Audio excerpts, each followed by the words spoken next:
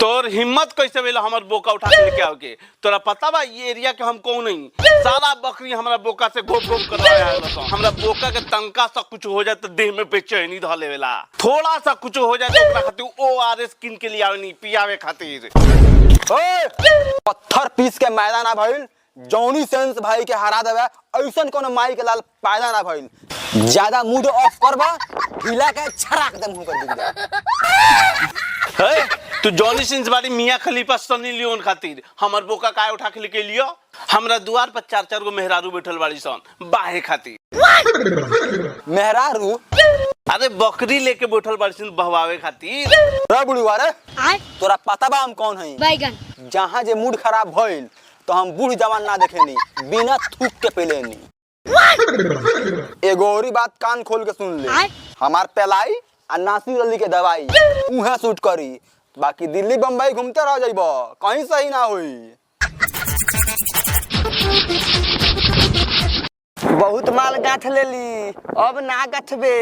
जो तो लाड़ बानू कट्टा के सरदार के मुंह में दिया बैगन। अरे माधर चोद, तोरा उठा के लेके आओ करला तो खोसी लेके आवेला। ये तोरा घटिया चाल के वजह से मुंह में मुत के चल गई। ए बुढ़वा अपन बोका लेके जो।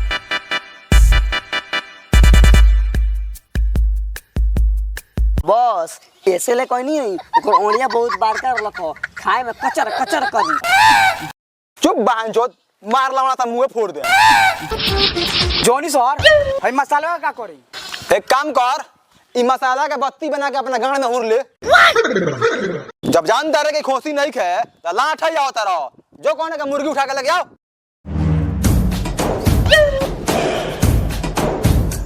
ओ बुढ़वा रे बाबू अभी मुर्गा मुर्गी छोट छोट बा, जब खाए वाला हुई तो ले जाइयो।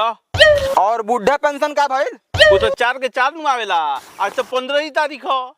ओ बुढ़वा तोरा द्वार पर आइल बानी, कुछ ना कुछ दगक पड़ी त मारा में उठ के हक दबा बैठ के बोनी खराब कइला त समझ रखियो।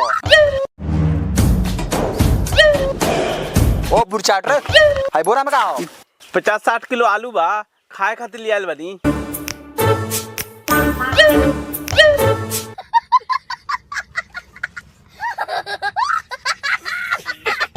जा साहब लोग जा, कहानी के मौत रोडे पर हुई।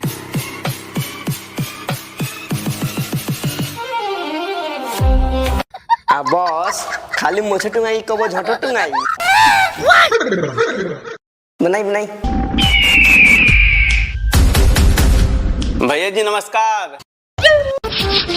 भैया जी हम 4 लाख रुपया 10 साल से रख ले बा, देवे के नामे नहीं खेले। रे भोसड़ी खोना तो खो ढुका देम गार में ओइ लगले बाहा देबू, लाल के दहिने चल लेबू। भोसड़ी खोन खाली हमार नाम रख लेती, साला डर के मारे हग मुत के कचाइन कर देते हैं। भैया जी राउत नाम ले ले रनी, कहा तो लखा हमरा द्वार पर टप मिलनू तो गाड़ में लौड़ा दे के उलट देम। रउआ हमार पैसा निकलवा देतनी तो 50% रउआ के देम हम। पत्थर पीस के मैदान ना भइल, जॉनी सेंस भाई के हरा देवे ऐसन कोनो माई के लाल पैदा ना भइल। ज्यादा मूड खराब होई हिला के छराक दे एकदम, जो तोर काम हो जाई। ठीक बा भैया जी। हो गाड़ी निकाल सन।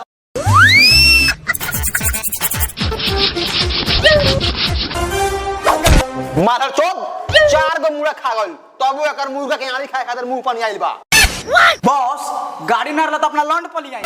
एही जे कहत रही सरपंच वाला गाड़ी छिलव के, तू माना कर दे हलो कि सरपंच हवे आगे काम आई, ज्यादा बोलबा त गाल फाड़ दे। रुकी बॉस, थार न लगावे फोन लगाओ तनी। हेलो, हम जॉनी सेंस के आदमी बोला तानी, जल्दी से थार लेके आओ, असूली पर जाए के बा। पकड़ाओ तो रंगदरबा के फोन। बॉस हेलो, पत्थर पीस के मैदान ना भइल, जॉनी सेंस भाई के हरा देवे ऐसन कोनो माई के लाल पैदा ना भइल। ज्यादा मूड खराब करबा हिला के छराक दे मुंह पर बिक देम। तुम्हारे जैसा रंगदार को गांड में लौड़ा करके चौड़ा कर देंगे, रख फोन। ऐसन कोनो माई के लाल पैदा ना भइल कि जॉनी सेंस भाई के एक बाल भी बाका कर सके। ते हमर झाट के बाहर होइस रे। Hello hello hello hello, boss phone cut गया है। ओए पैदल चला सन है मुर्गी का क्या कर भाई पकड़ता चला मुर्गी साहब चल जल्दी चाहते नहीं बॉस चल सन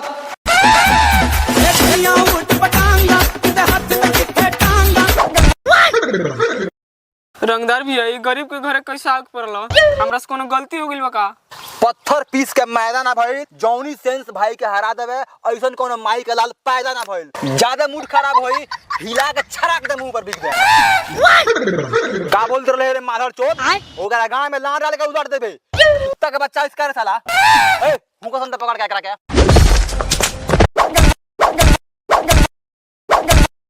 रे खाली पेट पर मारता था रे करिया कटी शॉट वाला ओकरा पेनी में छेनी सटाओ जोनी सेंस माई बाप हमरा से कोनो गलती भइल बा का हमर गलती बताई माधर चोद जौन ते 10 साल से 5 लाख रुपए ले बाड़ीस उदेत काहे ना किस रे माई बाप रे वो कह देन तो जल्दी लौटा दे वापस ना कल शाम तक पूरा पैसा घर पर चाहिए ना तो छेदा में लबेदा जाम हो जाए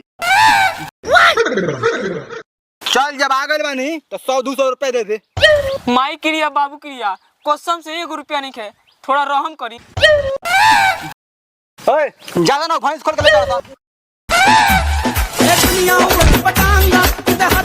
तहन के कहला पर ई गांव के सब बैठल बा बताओ लोग केकरा का तकलीफ बा सरपंच साहब जॉनी सिंस के दिन पर दिन गांव में अत्याचार बढ़ते जाता आउ सरवा एगो कहां से ना कहां से एगो डायलॉग सीख लेले बा कि पत्थर पीस के कबो मैदा ना भइल जॉनी सिंस भाई के हरा देवे ऐसन कोनो माई के लाल पैदा ना भइल आ ज्यादा मुंड ऑफ भइल तो हिला के छराक दे मुंह पर बिक दे सरपंच साहब जावना बोका से हमार घर के रोजी रोटी चलत रहलो उहो सरवा उठवा ले गई आउ सब बात छोड़ी आ सरपंच साहब ऊपर अब चटना के लइका हमरा भाई के एक बोरा आलू लेके सारा चल गइल रे बहनचो तुनका गान बनात लो सन पकड़ के साला सन के मारे के जाई सरपंच साहब ओकरा के मारे खातिर तो हम पुल पर खड़े रहनी लेकिन उस सरवा उ नीचे ही से निकल गइल अब सोचनी कि ओकरा के मारे खातिर कूद जाई लेकिन हमारा पौड़े का लूरा ना आवे हम ही लाए पर हाथ धके चल जईती तब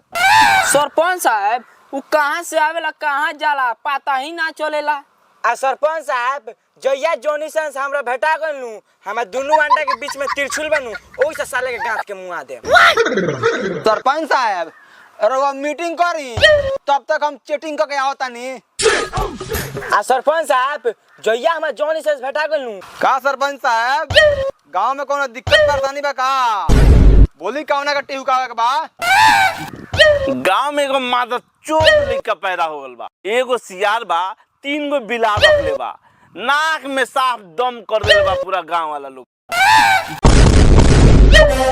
लागता साला ये हमरे बात करता रहे सन सरपंच साहब पत्थर पीस के कबो मैदा ना भइल जौनी सेंस भाई के हरा देवे ऐसन कोनो माई के लाल पैदा ना भइल जहां जे मूड ऑफ भइल तो हिला के छराक दे मुंह पर बिक दे कौन हो कि जौनी सेंस भाई के रहते हुए रंगदारी करता खाली ओकर नाम बता दी गांव में गोली मार दम साले के जॉनी सेंस भैया राउर आदमी नहीं खलो को साला अब के कहत लोग कि लोगती जमीन में जिंदा गाड़ दे सामने आते जॉनी सिंस भैया साला गांव के लोग दोगला बा अरे उ गांव में भेजले बानी तनी 2-4 गो मुर्गा मुर्गी भी आइल बा और 2-4 गो बकरी बाड़ी सन अंडा देले बाड़ी सन उहे ले आ गइल बड़ा सन ओ सरपंच रे जब आ गइल बानी तो ले आवे एगो पौवा के दाम दे है ना हमार लौड़ा मुंह देखता लो अभी मारे के मौका बात मत मार लो मार साला के मार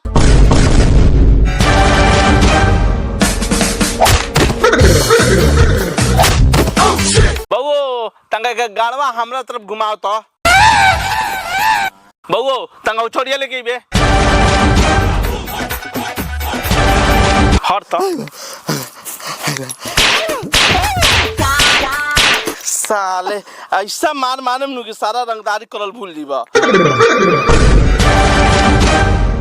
पत्थर पीस के कबो मैदाना भइल जौनी सेंस भाई के हरा देवे ऐसन कोनो माई के लाल पैदा ना भइल जहां जे मूड ऑफ भइल हिला के छराक दे मुंह में गिरा दे ए बाबू एकर तीनों आदमी उठा के लेके आओ सन तो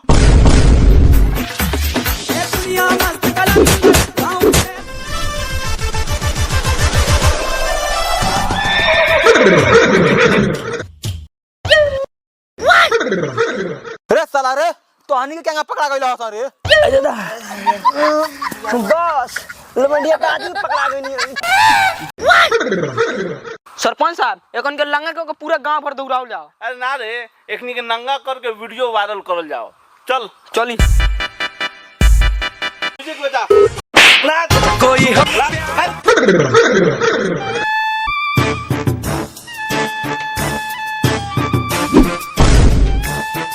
म्यूजिक।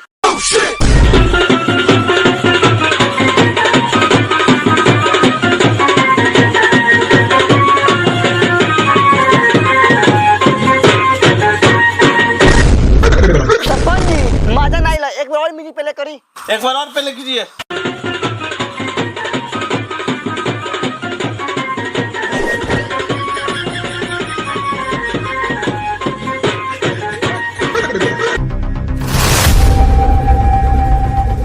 बॉस सुनी है कि गांव वाला पूरा मिल के तारा के बहुत मार मोरले बा।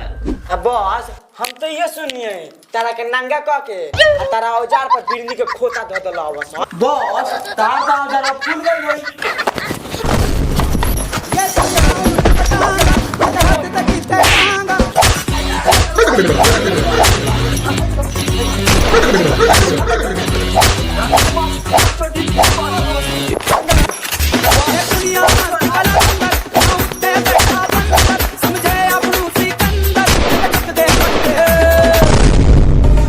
पत्थर पीस के कबो मैदान ना भइल। जौनी सेंस भाई के हरा देबे ऐसन कोनो माई के लाल पैदा ना भइल। जहां जे मूड ऑफ भइल त हिला के छड़ाक दे मुंह पर बिक देम। कौन बोलला करे? बॉस ये रिंगटोंगुआ ऐसे सेट कइले बानी कि गांव वाला पर अब्रिक दबदबा बन रही। ए दुनिया मस्त कलांदर गांव ते बैठा बांग सुनाए अपनी कांदर